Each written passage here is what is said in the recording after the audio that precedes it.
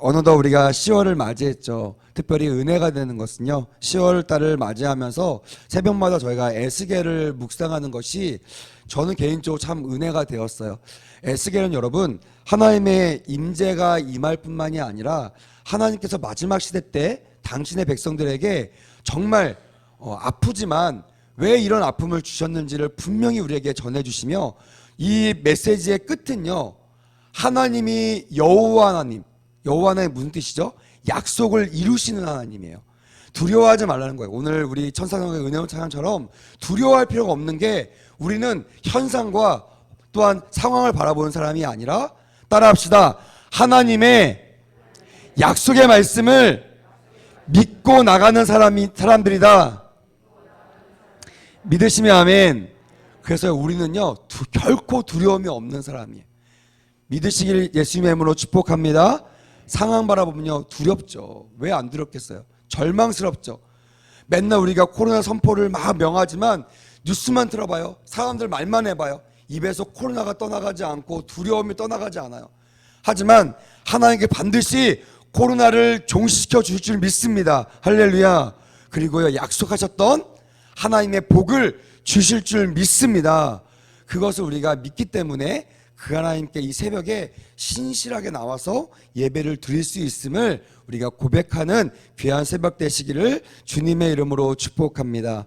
에스겔은요, 사실 막 그 말씀 자체, 말씀의 그 상황은요, 그렇게 넉넉한 상황은 아닙니다. 멸망을 선포하고요, 또한 돌아오라는 그런 권면과, 때로는 말 안 들으면요, 막 채찍을 막 드시고 막 그렇게 엄히 꾸짖으시는 하나님이신데요, 그 본심은요, 처벌과 멸망과 어미에 있는 것이 아니라 그렇게까지 해서 당신의 백성들에게 여호와 하나님이심을 알리고, 종래에는, 결국에는 그 하나님이 주시는 복을, 그 구원의 역사를 경험하게 하시는, 남은 자들에게 축복하시길 원하시는 그 하나님의 마음이 담겨있는 말씀이 에스겔 말씀이라는 거예요.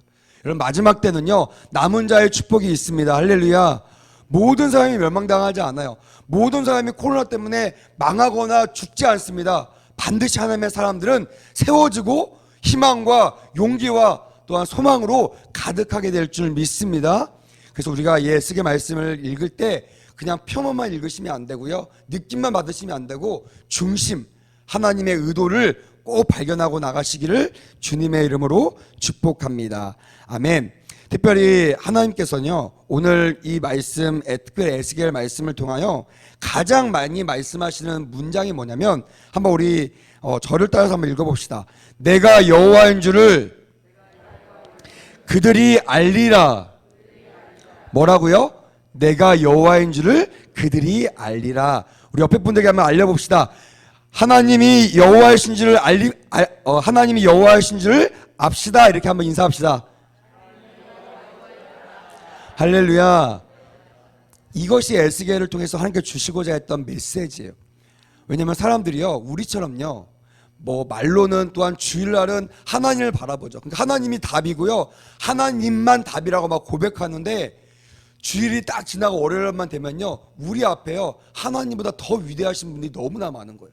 우리의 직장 상사들, 우리의 고객들, 우리가 또한 거래하는 또한 사람들, 또한 돈, 명예, 건강, 안전, 우리가 주일날에 하나님만 답이라고 막 얘기했던 그 답이요, 월요일부터는요, 너무나 많은 답들이 우리 안에 펼쳐진다는 거예요.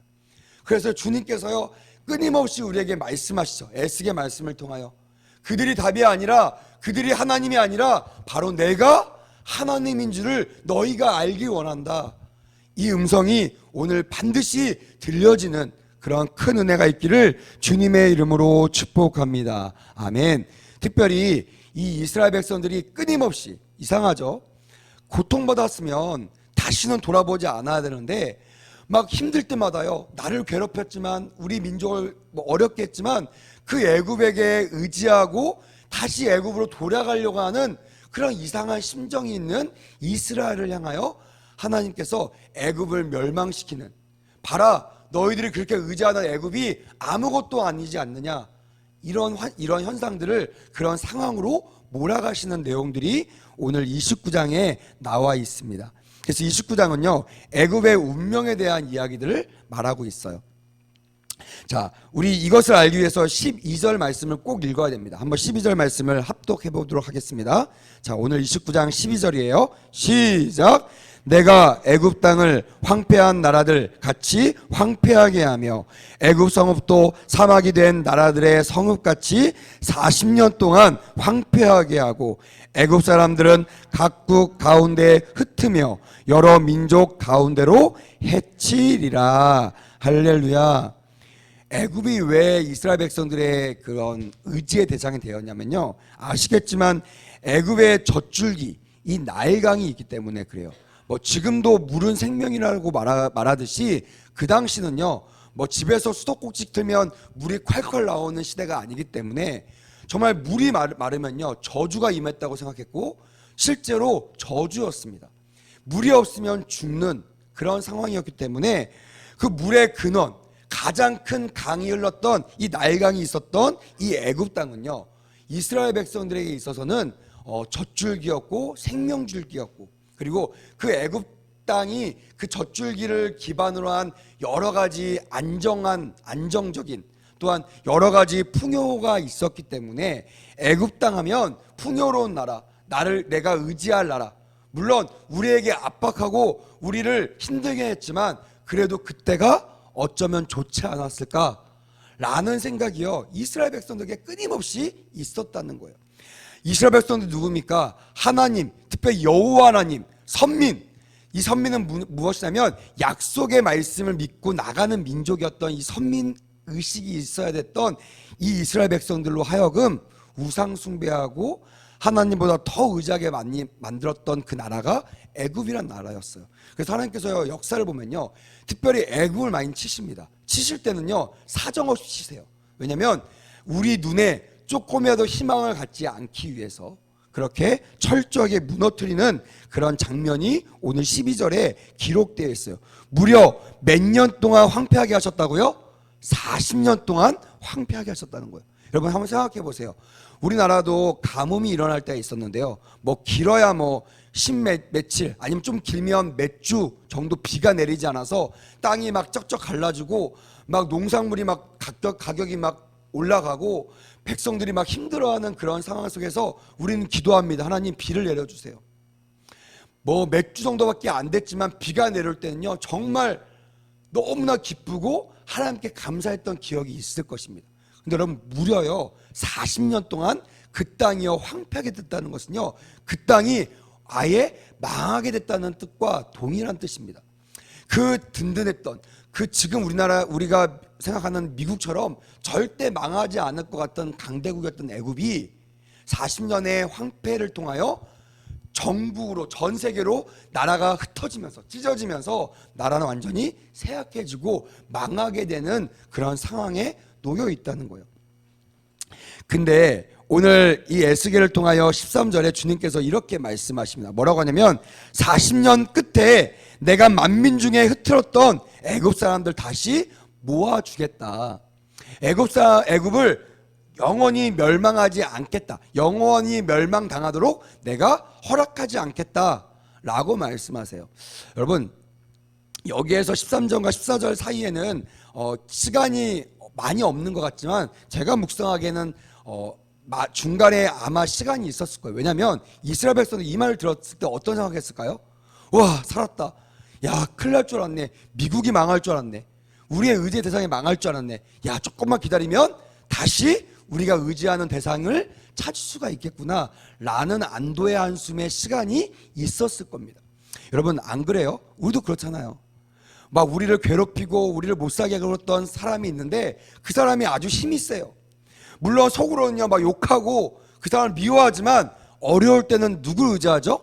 그 사람을 의지하는 거예요. 왜? 그 사람은 힘이 있기 때문에. 분명히 그 사람이 망해가고 그 사람이 어려울 때는 멀리서 바라보면서 야, 저 사람도 망하는구나 라는 생각이 있는데 또 소문이 막 들려옵니다. 야, 그 사람이 또 회복이 될 것 같아. 이런 얘기 들으면 마음속에 어떤 마음이 스물스물 올라오죠? 다시 의지하고 싶은 마음이 올라와요. 여러분 하나님 외에 의지하는 것들이 많은 줄 압니다. 저도 많아요. 근데 하나님은요 그걸 허락하지 않으시고 철저하게 우리가 이 정도까지 하셔야 되나 할 정도로 철저하게 무너뜨리십니다. 막 가정을 무너뜨리시고요, 돕는 사람들을 막 무너뜨리시고요, 나를 막 외딴 곳으로 막 이끌어 나가셔서 도울 사람들이 없도록, 의지할 사람들이 없도록 나를 외로운 곳으로 이끌어 나가시기도 합니다. 근데요, 저 멀리서 작은 사람 한 명이라도 보이면요, 인간은요 의지하게 됩니다. 희망이 보입니다. 야, 다시 내가 의지할 사람이 필요하구나. 하나님을 바라보면 되는데 우리는 사람을 의지하게 되는 거예요. 이 이스라엘 백성들에게 이 에스겔에 말하는 이 말씀도 마찬가지입니다. 분명히 하나님은 뜻이 있어서 이 애굽을 멸망과 가까운 데로 갖고 가셨는데 이스라엘 백성은 그 의미를 파악하지 못하고 그 현상만 바라보는 거예요. 그래서 주님께서 14절 15절 말씀을 우리에게 이어서 말씀하시는 거예요. 뭐라고 하시냐면, 내가 그들을 다시 멸망시키지는 않겠지만 너희들이 기대하는 그런 강대국으로 세워지지는 않을 것이다. 어떤 나라로 세운다고 했어요? 따라합시다. 미약한 나라. 다시 한번, 미약한 나라. 이 말은 뭐냐면 망하지는 않겠지만 다시 너희들을 의지할 만한 나라가 되지 못할 것이다. 다시 말하면 나를 대신할 수 있는 의지의 대상으로 내가 놔두지 않을 것이다 라는 주님의 의지가 확고하게 담겨져 있는 단어가 바로 이 단어라는 것이 미약한 나라. 여러분, 사람은요 의지할 대상이 아님을 여러분 선포하시기를 주님의 이름으로 축복합니다. 사람을 의지하여, 환경을 의지하여 여러분 혹시 고난 중에 있으십니까?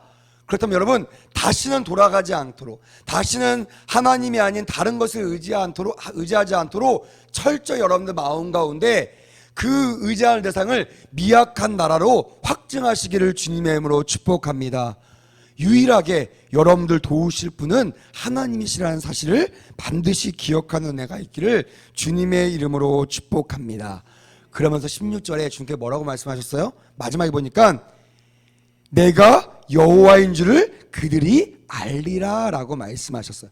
물론 이 말은 이 애굽인들, 교만하고 지네들이 신인 것처럼 막 기고만장하다가 납작 엎드렸던 그들을 향해서 말한 것도 있지만 그들을 의지하는 이스라엘 백성들에게도 동일하게 말하고, 보라, 봐라, 너희들 의지했던 저들을 봐라, 지금 의지할 만한 대상이 되냐? 아니잖냐? 미약한 나라가 되지 않았느냐? 바로 너희들이 의지할 사람은 나 여호와 하나님이심을 너희들이 알라라고 주님께서 말씀하고 계신다는 거예요. 주님께서 그런 말씀을 하시면서 부가적으로요, 내가 이 일을 위해서 얼마나 치열하게 또한 치밀하게 계획했는지를 아느냐라고 17절부터 21절까지 말씀의 상황을 통해서 보충 설명하고 계시는 거예요. 그냥 말하면 인간들이 잘 모를 것 같아서 하나님께서요 그 계획들을 특별히 바벨론의 느부갓네살 왕을 통하여 내가 이 일을 이루겠다고 구체적인 계획까지 말씀하신다는 거예요. 여러분, 바벨론이요 이스라엘 위한 나라예요? 아니에요. 근데 너무나 신기한 게 뭐냐면 하나님께서요 하나님의 뜻을 이루기 위하여, 선민을 회복하기 위하여 또 다른 이방 나라 바벨론을 또 사용하신다는 거예요. 그러면서 20절에 뭐라고 했냐면 이렇게 말해요. 23번 읽어봅시다. 시작. 그들의 수고는 나를 위하여 함인즉 그 대가로 내가 애굽 땅을 그에게 주었느니라 주 여호와의 말씀이니라. 이렇게 되어 있어요. 그 앞에 보면 그 군대의 보상이 되리라 라고 얘기했어요. 이건 여러분 하나님께서 바벨론과 함께 하시고 바벨론을 축복하셨던 뜻이 아니라 바벨론, 하나님을 알지 못하는 바벨론일지라도 뭘 말씀하시냐면 하나님의 계획대로 수고하고 순종했다는 것을 주님께서 말씀하셨다는 거예요. 하나님의 백성이 아니더라도 하나님을 위하여, 하나님의 계획을 위하여 순종하는 자들에게 하나님은 보상하시고 또한 그의 수고를 인정하신다는 사실을 주님께서 불순종하는 이스라엘 백성들에게 말씀하고 계신다는 거예요. 여러분, 순종이 살 길임을 깨닫게 되기를 주님의 이름으로 축복합니다. 비록 하나님이 택하셨던 그런 민족이 아닐지라도 여러분, 하나님의 계획에 순종하면 하나님은 그에 상응하는 보상과 그에게 축복하신다는 거예요. 다른 게 아니라 그 순종하는 하나님의 말씀을 따라가는 그 모습만큼은 주님께서 인정하신다는 거예요. 하물며 하나님의 백성인 저와 여러분들이 하나님의 계획대로 살아간다면, 순종한다면 여러분, 이깟 이 작은 애굽 땅 하나를 얻는 그 정도의 축복만 얻게 될까요? 아니라는 것이죠. 하나님의 선민에게 주시고자 만세전부터 계획하셨던 모든 축복을 저와 여러분들에게 물붓듯 부어주실 줄 믿습니다. 할렐루야. 우리가 그 계획대로 순종하기만 한다면, 이것이 에스겔을 통하여 선민에게 주시고자 하는 약속의 메시지라는 거예요. 말씀을 맺도록 하겠습니다. 하나님은요, 이 땅에 수많은 사람들을 사용하십니다. 때로는요, 여러분들을 회복하기 위하여 정말 악한 사람들을 사용하실 수 있어요. 하나님이 그들을 사랑하시거나 그들의 행위와 그들의 나쁜 짓을 용이하시거나 격려하시는 것이 아니라, 목적은 여러분들을 회복하기 위하여 그들도 도구로, 지팡이로 사용하신다는 거예요. 주인공은 그들이 아니라 여러분들이에요. 그래서 여러분, 얻어맞을 때요, 그들을 부러워하거나 그들에게 초점을 맞추지 마시고 오늘 본문 말씀을 통하여 선민인 나를 향하신 하나님의 그 초점에 여러분들의 마음을 맞춰주시기를 주님의 이름으로 권면드립니다. 그리고요, 내가 의지했던 모든 것들을요, 완전히 포기하셔야 돼요.